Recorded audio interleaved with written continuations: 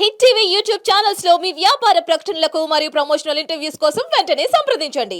మీ మీద ఒక criminal case వేస్తే మీరు సైలెంట్ గా కూర్చుంటారా? కూర్చోరు. టెన్షన్ ఉంటుంది, అడ్వకేట్ ఫీజులు ఉంటాయి. ఆ టెన్షన్ తట్టుకోలేక మీతో సెటిల్మెంట్లు చేసుకోవడానికి మీరు ఎవరైతే మీ మీద కేసు వేశారో వాళ్ళతో సెటిల్మెంట్ చేసుకోవడానికి వస్తారు. ఇతను కూడా అంతే.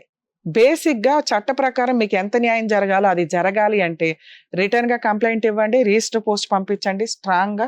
ఇవన్నీ ఎవిడెన్స్లు మీ దగ్గర ప్రాపర్ గా ఉన్నాయి. అలాగే ఫోన్స్, 2 ఫోన్లు చాలా ఇంపార్టెంట్. అవి ఆల్రెడీ పోలీసుల దగ్గర లాక్ అయి ఉన్నాయి. దాన్ని ఎవ్వరు మ్యానిపులేట్ చేయరు. ఒకవేళ ఏమైనా డిలీట్ అయినా బ్యాకప్ తీయడానికి అవకాశం ఉంటుంది. అర్థమవుతుందా? మీరు అది టెన్షన్ పడద్దు. మీ దగ్గర 100% మంచి ఎవిడెన్స్ ఉంది. దాన్ని మీరు కరెక్ట్ గా వాడుకోవాలా. ఇప్పుడు వాడుకోండి అని చెప్తున్నా. వాడుకోవడానికి విధానం చెప్పాను. రిటర్న్ కంప్లైంట్ ఇవ్వండి, రిజిస్టర్ పోస్ట్ చేయండి. మీరు ఆల్రెడీ కంప్లైంట్ కాబట్టి మీరు స్ట్రాంగ్ గా ఫైట్ చేయడానికి ఎక్కువ అవకాశం ఉంది. మీరు ఇచ్చిన తర్వాత పోలీసులకి యాక్షన్స్ తీసుకుంటే ఎలా ఉంటుందంటే అతన్ని అరెస్ట్ చేస్తారు, వారెంట్ ఇష్యూ చేసి అతను బెయిల్ తీసుకుంటాడు. బెయిల్ అయిపోయి అతను షూరిటీ సబ్మిట్ చేసి వచ్చిన తర్వాత మళ్ళీ మీకు ఫోన్ చేస్తారు, ప్రాపర్ ఎవిడెన్స్లు అన్నీ ఇంకా ఇవ్వమని. ఇవన్నీ తీసుకెళ్లి ముందు ఇచ్చేస్తారు కాబట్టి వీటిని బేస్ చేసుకుని ఛార్జ్ షీట్ ఫైల్ చేస్తారు. అక్కడ పెట్టింది ఓన్లీ సూసైడ్ అటెంప్ట్ సెక్షన్ ఏనమ్మా. ఇప్పుడు అతని మీద ఏం యాక్ట్ తీసుకోవాలి? ప్రోవోక్ చేశాడా సూసైడ్ చేసుకో, అబెట్మెంట్ ఆఫ్ సూసైడ్ అంటారు. ఆ సెక్షన్ పనిష్మెంట్స్ చాలా ఎక్కువ ఉంటాయి, మోర్ దాన్ 7 years. అందుకే అరెస్ట్ వారెంట్ ఉంటుందమ్మా అన్న. అలాగే ఆ అమ్మాయి దగ్గర ఫైనాన్షియల్ చీటింగ్, మ్యారేజ్ చేసుకుని మ్యానిపులేషన్, ఇట్లాంటివి ఒక 4-5 సెక్షన్స్ యాడ్ అవుతాయి. అర్థమవుతుందా? ఇక కేసు నడుస్తూ ఉంటుంది. పబ్లిక్ ప్రాసిక్యూటర్ ఉంటారు. ఇన్ కేస్ మీరు రిటర్న్ కంప్లైంట్, రిజిస్టర్ పోస్ట్ ఇచ్చిన తర్వాత కూడా వాళ్ళు ప్రాపర్ గా యాక్షన్ తీసుకోవాలా, మీకు హ్యాపీ అనిపించలా, అర్థమైందా? సరే తీసుకున్నంత వరకు చాలే అనుకొని తరువాత మీరు కోర్టులో అసిస్టివ్ పీపీ అని చెప్పి ఒక పిటిషన్ వేసుకోవచ్చు ప్రైవేట్ అడ్వకేట్ ద్వారా. అంటే పీపీ కూడా సరిగ్గా చేయరు మాకు, ఎందుకంటే పాపం ఆయన ఉన్న బిజీలో చేయకపోవచ్చు, మేము మా అడ్వకేట్ ద్వారా ప్రొసీడ్ అవుదాం అనుకుంటే. లేదు, ఇవన్నీ తలనొప్పులు, ఎందుకంటే అసలు పోలీసుల కేసు సరిగ్గా తీసుకోవట్లేదంటే స్టార్టింగ్ నుంచి ఈ ఎవిడెన్స్ తోటి ప్రైవేట్ కంప్లైంట్ ఫైల్ చేసుకోవచ్చు డైరెక్ట్ గా కోర్టులోనే. మీ అడ్వకేటు జడ్జే మాట్లాడుకుంటారు. ఇది చాలా స్ట్రాంగ్ కేసు. అంటే మీకు వర్క్ ప్రాపర్ గా నడుస్తున్నట్టు. 100% పోలీసులు ఇప్పుడు నేను చెప్పిన దాని ప్రకారం మీరు ప్రొసీడ్ అయితే పోలీసులు చేస్తారు, టెన్షన్ తీసుకోకండి. చెయ్యకపోతేనే మీకు ప్రైవేట్ అడ్వకేట్. ఒకవేళ కొంతకాలం నడిచినాక మీకు ప్రైవేట్ అడ్వకేట్ని పెట్టుకుంటే బెటరు అంటే ఇందాక నేను చెప్పినట్టు ప్రైవేట్ అడ్వకేట్ని పెట్టుకోండి. మీకు పీపీ కూడా ఉంటారు, మీ తరపున ప్రైవేట్ అడ్వకేట్ కూడా ఉంటారు. ఇది నడుస్తుంది. మరి ఏంటంటే ఈ కేసు వల్ల మాకు యూజ్, ఈ కేసు ఏ సెక్షన్స్ ఇంప్లిమెంట్ చేస్తారో దాన్ని బట్టి 3 to 5 years దాకా నడవడానికి అవకాశం ఉంది. 3 to 5 years అతను అడ్వకేట్లను పెట్టుకొని సఫర్ అవ్వాల్సిందే. ఎప్పుడైనా కోర్టుకు రాకపోతే ఒక్కోసారి వారెంట్లు ఇష్యూ అవుతూ ఉంటాయి. మరి ఈ కేసు పనిష్మెంట్ పడుతుందా అండి ఆ 5 years తర్వాత అంటే 100% పనిష్మెంట్ పడుతుందమ్మా. పడే కేసు మీ దగ్గర అంత ఎవిడెన్స్ ఉంది. ఈలోపు అతని క్యారెక్టర్ కూడా బయటపడతాయి. అక్కడి వరకు ఫైట్ చేయండి అని చెప్తాను నేను. ఇక పనిష్మెంట్ కోసం ఫైట్ చేస్తారా, సెటిల్మెంట్ కోసం ఫైట్ చేస్తారని మీ పర్సనల్ విషయం. పనిష్మెంట్ కోసం ఫైట్ చేయడం వల్ల అక్కడ ఒక 20 మంది జనాలు ఇంకా ఇతను ట్రాప్ చేస్తున్నాడు కదా. అతనికి ఎట్లా అయిపోయిందంటే వీళ్ళ దగ్గర మ్యాక్సిమం మీ డబ్బులు మీకు ఇస్తున్నాడు. ఇక అక్కడ ఎవరి దగ్గర అమ్మాయిలను మోసం చేస్తూ, అది అతని కష్టార్జితం కాదు. ఎక్కడి నుంచి తెచ్చిస్తాడు 10 లక్షలు 7 లక్షలు, మిగతా 20 లక్షలు ఎక్కడి నుంచి తెస్తున్నాడు? అక్కడ ఎవరన్నా మోసం చేస్తున్నాడు, అది బయటపడుతుంది. మీ అమ్మాయికి మీరు చేసే న్యాయం ఏంటంటే ఇంకో 4 అమ్మాయిలు మీరు కాపాడటం. ఈ రోజు మీరు చేసే పోరాటం ఆ పిల్ల మనశ్శాంతి కలగాలి అంటే కనీసం వాడి మీద మీరు లీగల్ యాక్షన్ ప్రాపర్ గా తీసుకుంటే ఒక 10 మంది అమ్మాయిలను కాపాడి ఆ పిల్లకి న్యాయం చేసిన వాళ్ళు అవుతారు.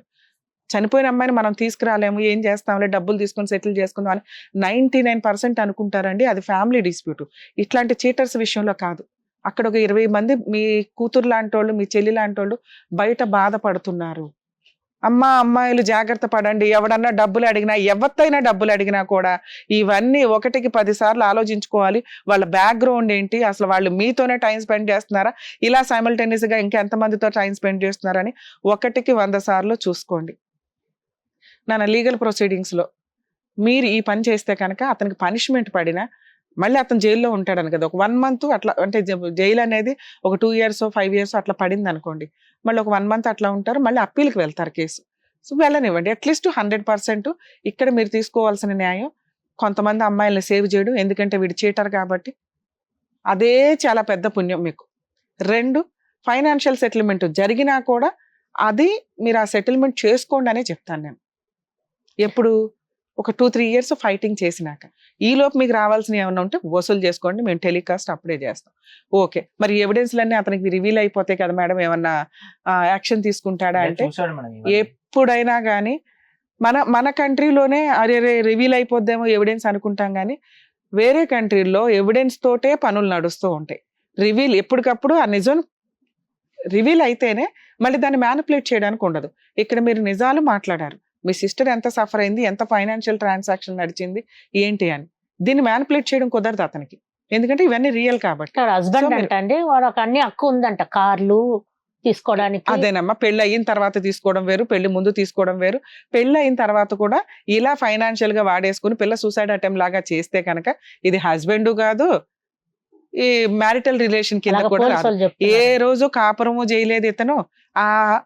అదేదో సర్టిఫికెట్, మ్యారిటల్ రిలేషన్ సర్టిఫికెట్ పెట్టుకొని మ్యారేజ్ రిజిస్ట్రేషన్ సర్టిఫికెట్ అతను ఏదో మ్యానిపులేట్ చేయాలని చూస్తున్నాడు. ఇప్పుడు ఇంకా స్ట్రాంగ్ అది.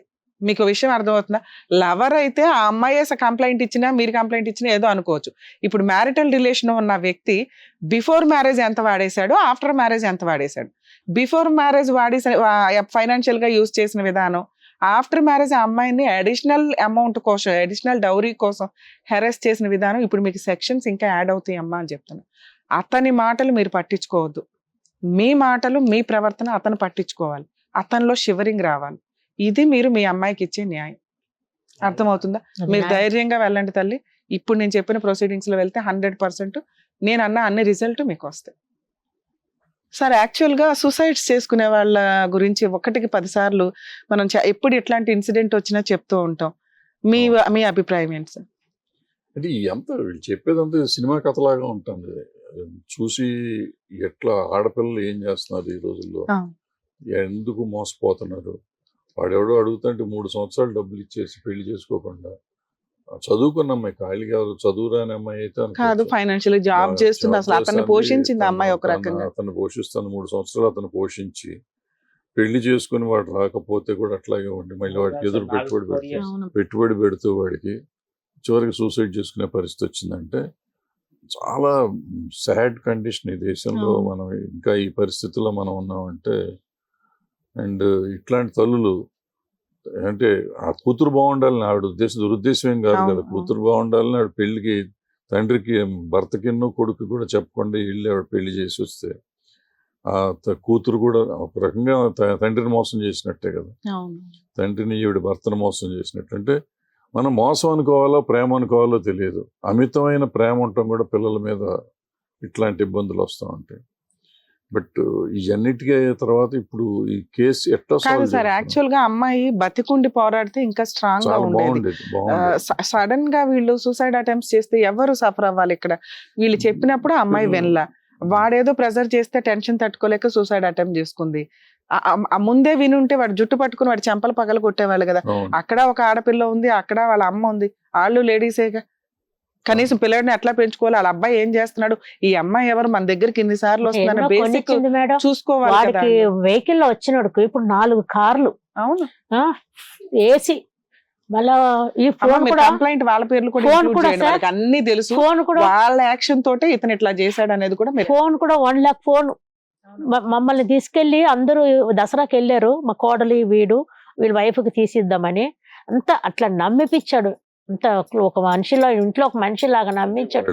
వీళ్ళ ఇంటికి వస్తున్నాడు, వాళ్ళతో కలిసి ఈ అమ్మాయి వెళ్తాంది, వాళ్ళ ఇంటికి వెళ్తుంది, వాళ్ళకి తెలియదు వీళ్ళకి తెలియదు అనేది అబద్ధం. ఇది డబ్బులు కలెక్షన్ చేసి ఇస్తుంటే వాళ్ళు ఇట్లనే మా వాళ్ళు ఆ చెల్లి అంటుంది మా ఇంటికి ప్రతి వాళ్ళు అనేది మోసం. అదంతా చెప్తా అంటే వీళ్ళు నమ్మారు, ఆ అమ్మాయి నమ్మింది, ఆ అమ్మాయి మోసపోతుంది, అదే నమ్మింది. నాన్న ఎప్పుడైనా కానీ ఆడపిల్లలు తల్లితో ఎక్కువ షేర్ చేసుకుంటారు. అందువల్ల ఆవిడ పిల్ల కోరిక ప్రకారం తనకు సపోర్ట్ చేసుకుంటూ వెళ్తే గౌరవంగా పెళ్లి అవుతుందేమో అని ఆవిడ చేసిందే తప్ప మీ ఇద్దరికి ఏదో అన్యాయం చేయాలనో లేకపోతే మీ దగ్గర దాచేయాలనే దాచకుండా చెప్పుంటే ప్రేమ పెట్టి ఈవిడ చేసేసింది. కానీ ఆ ప్రేమ అనేది ఇప్పుడు ఈ రకంగా సఫర్ అవ్వాల్సి వస్తుంది. సో కొంచెం ఇంట్లో వాళ్ళకి షేర్ చేసుకుంటే బాగుండేది, కానీ ఇక్కడ ఆవిడని కూడా అనడానికి లేదు. ఆవిడ బాధ ఇప్పుడు కన్నతల్లి అనేది తల్లిదండ్రులు ఎప్పుడు కూడా చాలా ఎక్కువ బాధపడతారు ఇట్లాంటి ఇన్సిడెంట్లో. మీరు కొంచెం ధైర్యంగా ఉండి కొంచెం లీగల్ ప్రొసీడింగ్స్ తీసుకుంటే నాన్న వాళ్ళకి మీరు న్యాయం చేసిన వాళ్ళు అవుతారు, మీ సిస్టర్కి న్యాయం చేసిన వాళ్ళు అవుతారు. సరేనా? ఆల్ ది బెస్ట్ అమ్మా, జాగ్రత్త.